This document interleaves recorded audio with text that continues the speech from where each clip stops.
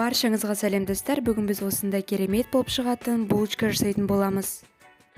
Оны жасау рецебі өте оңай, сондықтан да мен сіздерге осыны жасап көруге кеңес беремін.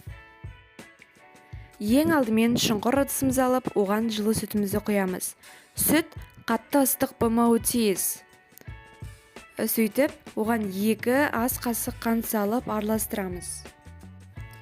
Ендігі кезекте бізге ашытқыш керек болады. Одан шамамен 1,5 қасық салсаңыздар жеткілікті. Барлығын жақсылап тұрып араластырып болғаннан соң, оның үстіне 5 немесе 6 қасық ұн саламыз. Егер де сіздің қамырыңыз жақсы көтерілсін десеңіз, осы ұнды бірнеше рет електен өткізуіңіз қажет. Барлығы дайын болған соң, оның бетіне крышкасын жауып, жылы жерге 20 минутқа қойып қоямыз. 20 минут өткеннен соң, оның бетінде осындай майда-майда көпіршіктер пайда болады. Ендігі кезекте жұмыртқаларымызды жағып алып, оның үстіне сұйық майды салып, миксерлеп араластырамыз. Естеріңізде болсын, бұл жерде жұмыртқалар қалыпты температурада болуы қажет.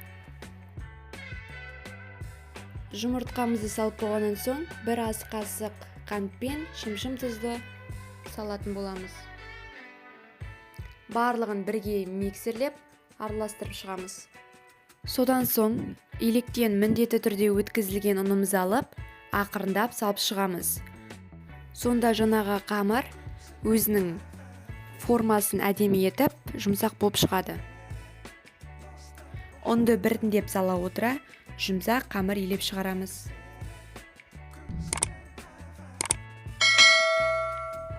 Міне бізде өте жұмсақ және қолға мүлде жабыспайтын қамыр шықты.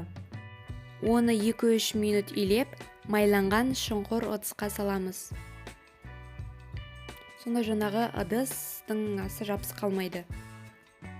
Және тағы айтатын кеңесім, егер де сіз осы қамырдың тез көтерілуін қаласаңыз, духовканың астын жағып, оны қыздыртып кішкене уақыт бойы, соны оны өшірген соң, қамырды қайта соның ішіне салсаңыз болады. Сол уақыттың ішінде қамырыңыз тез көтеріледі.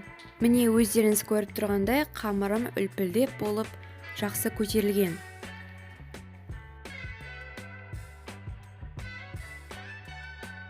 Енді өз қолымызды майлап, осы қамырды жаюға кірісеміз. Қамырды ұзынан жайып, бірдей бөлікке бөлесіздер. Жалпылай айтқанда менде өзімде 19 штук шықты.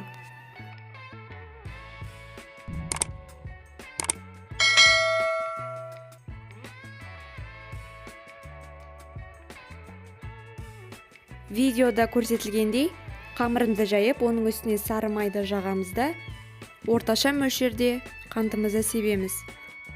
Бұл жерде қанттың мөлшерін өздеріңіз қалағандай салсаңыздар болады.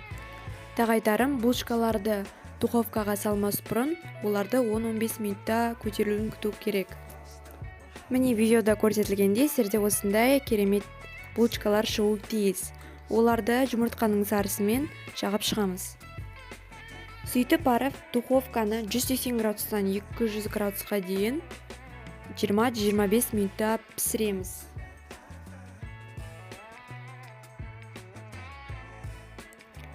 Көптен күткен булочкамызда пайда болды. Міне қараңыздар, өте керемет және дәмді және үлпілдек болып шықты. Егер де сізге осы видео ұнаса, осы каналға жазылып, лайк басуды ұмытпаңыз. Алдағы уақытта көптеген тәтті тағамдармен бөлісетін боламын. Қош сау болыңыздар.